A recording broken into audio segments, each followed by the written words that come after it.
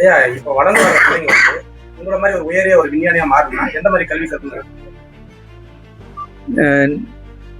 ஒன்று வந்து பார்த்தீங்கன்னா, இந்த படிக்கும்போது வந்து நன்றாக படிக்க வேண்டும். இந்த படிப்பை வந்து 2 விதமான படிப்பை மட்டும் சொல்லுவாங்க. ஒன்று வந்து இந்த புத்தகத்தை படித்து நம்ம இந்த அறிவியல் சம்மந்தமாட்டு, கணிதம் சம்மந்தமாட்டு, வணிக சம்மந்தமாட்டு இந்த மாதிரி படிக்கிறது. அடுத்தது பார்த்தீங்கன்னா, இதுக்கெல்லாம் ஒன்று வந்து இந்த இன்டெலெக்சுவல் பேஸ்ட் எஜுகேஷன் சொல்றது. இன்டெலெக்சுவல் பேஸ்ட் எஜுகேஷன் இந்த மாதிரி அறிவியலில் நல்லா படிக்கிறது, கணிதம் நல்லா படிக்கிறது, தமிழ் நல்லா படிக்கிறது. அடுத்தது வேல்யூ பேஸ்ட் எஜுகேஷன். ஒரு முக்கியமானது என்னன்னா, ஒரு நல்ல மனிதர்களாக வளரணும். ஒரு ஓவரால் பர்சனாலிட்டி டெவலப் பண்ணுறோம். வெறும் புத்தகத்தை மட்டும் படிச்சுட்டுனா போதாது, ஓவரால் பர்சனாலிட்டி நல்லவர்களாக வளரணும்.